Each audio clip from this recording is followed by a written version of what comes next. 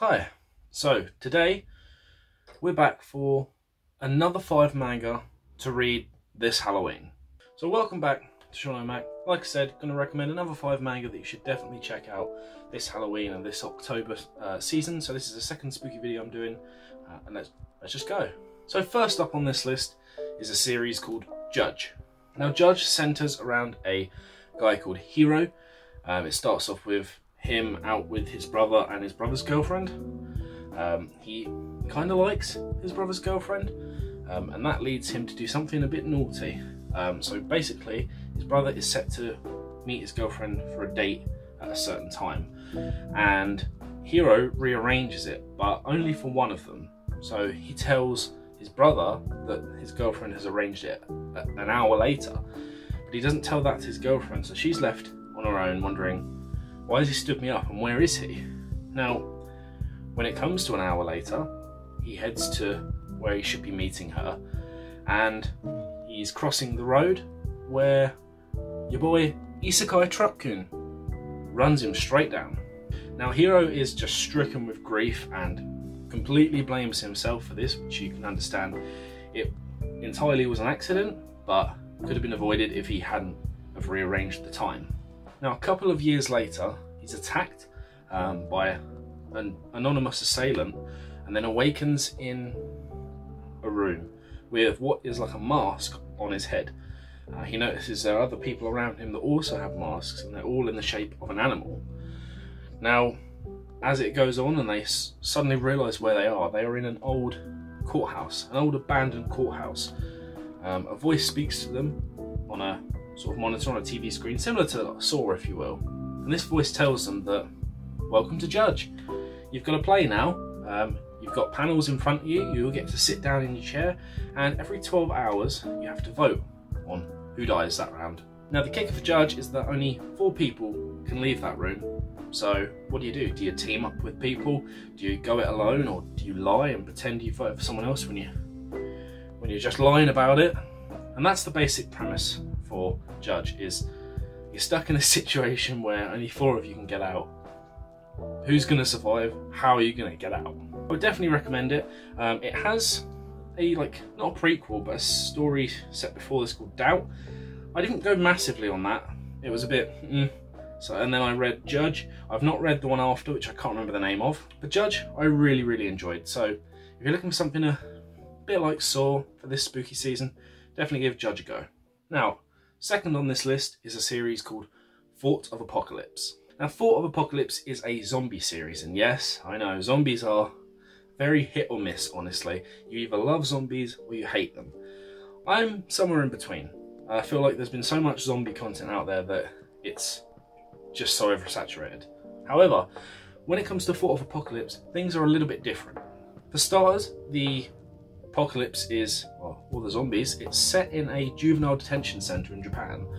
Now the main character Maeda, he is sent to this prison supposedly on false charges. He says that he did not commit the crime that he's being accused of, which happens to be a murder, so he's going to be in there for a pretty long time. Now he says he did not do this murder. They still chuck him in there anyway and say that you're a liar, get in prison. He gets assigned to cell 4, which is full of, I say full of, there's 3 guys in there. They're all pretty cool, they've all got their own traits. You've got like the enormous, monstrous guy that just can beat the shit out of anyone he wants. And you've got the brains and the bit of the psychotic one as well. So they all sort of gel together in an unexpected way. But where this sort of comes into play is that whilst they're out doing, they start fighting in a cafeteria basically, and they're forced to do laps around like the prison yard. Now whilst they're doing that, a minivan crashes into the courtyard. One of the guards goes to check on the person to make sure they're okay. They pull them out of the truck, they're seemingly dead, and then what do you know? The seemingly dead man gets up and starts to bite people and rip people to pieces.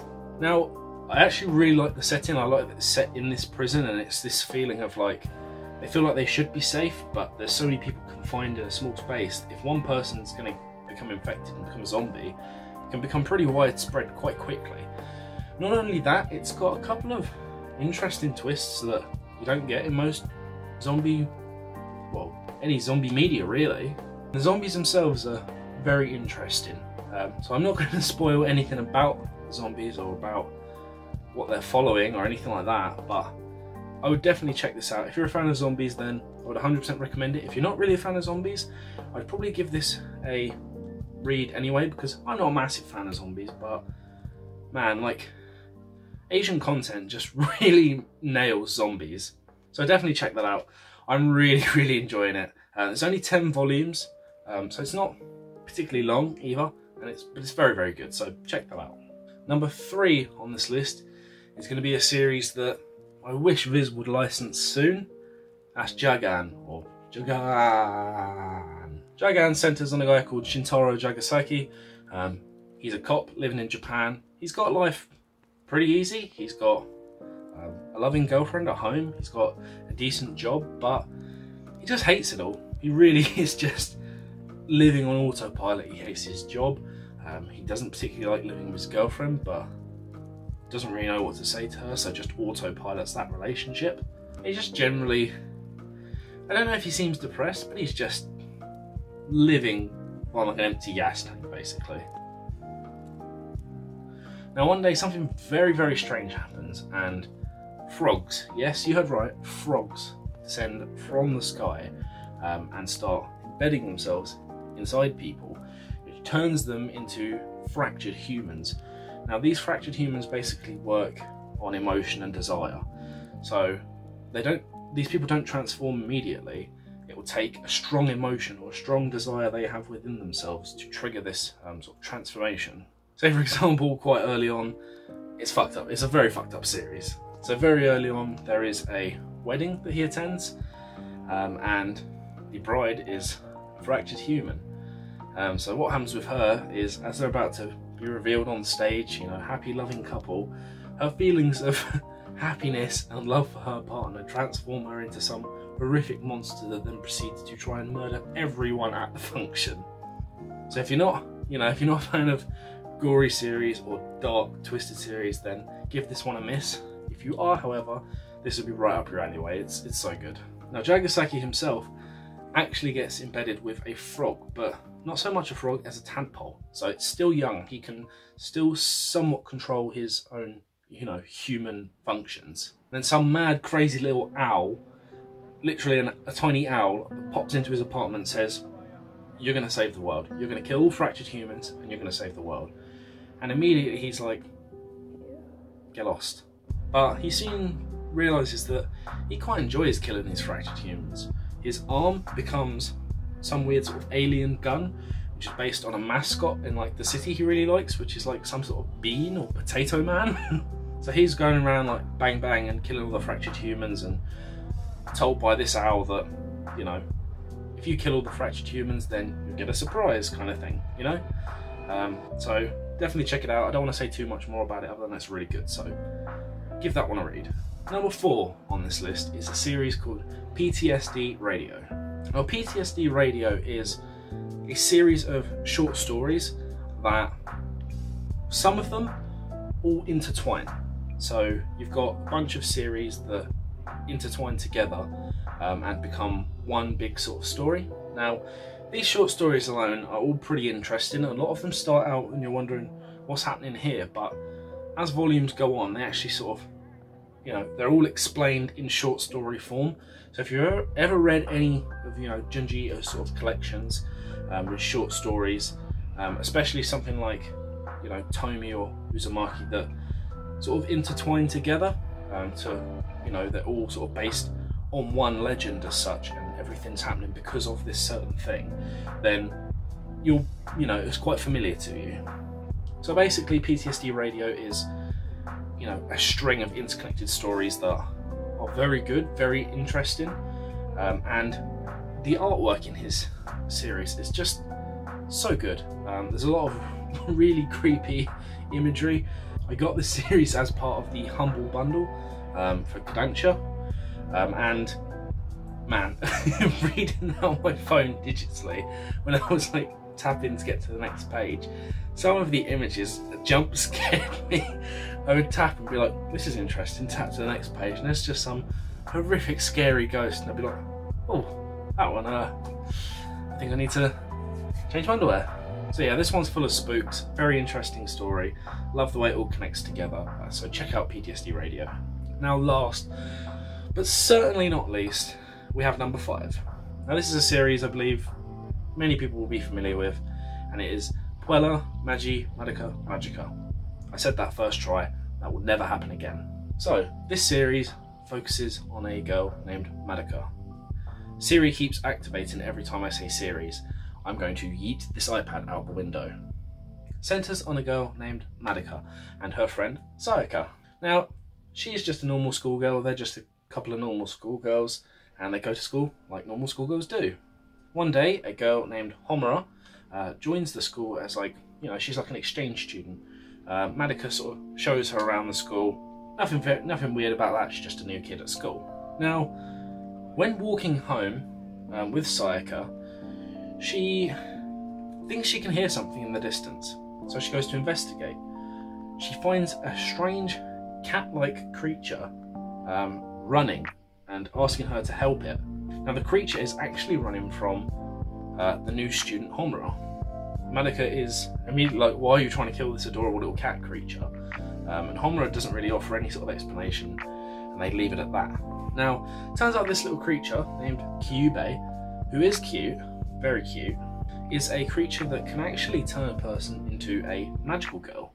In exchange for becoming a magical girl, Kyubei will allow you to, well, he'll grant you any one wish that you've got, anything, literally anything you want, but then you become a magical girl and sign a contract with him effectively. Now, on the surface, you think, oh, magical girls, Sailor Moon, stuff like that. It's all cutesy, all lovey-dovey. There's nothing, there's nothing scary about magical girls. But this series is a little bit different, and as they will soon find out, that becoming a magical girl comes with its own, I say pros and cons, it's mostly just cons, but as they go through the story, you'll find out way more about magical girls, about how they work in this universe, and the harsh realities they have to face. So when they become a magical girl, they basically become warriors that have to fight against witches and curses and stuff like that. So they're seeing a lot of grim, dark stuff day in, day out, as they have to uphold their tasks as magical girls. So it's not your Sailor Moon kind of series. It's very dark, it's very thought-provoking and a bit of a slow burn, but I really thoroughly enjoy whatever it's called, Madoka Magica. I couldn't say it out loud. So if you're a fan of magical girls, but you're also a fan of dark, twisted stories, combine the two, you've got Magica.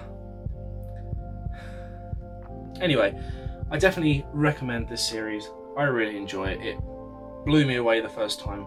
I actually watched it first, and then the collected edition came out not too long ago, so I picked that up as well.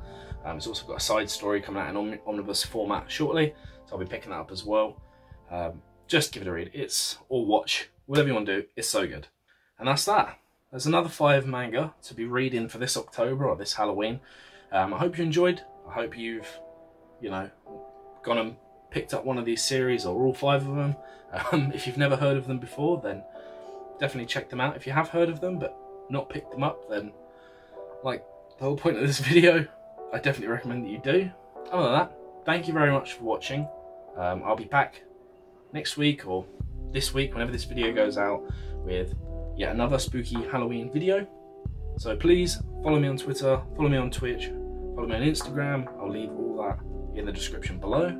And of course, don't forget to subscribe, because then you'll be able to see more spooky stuff and other stuff when October ends. Other than that, thank you very much for coming back and watching this video. I will see you in the next one. Manga out.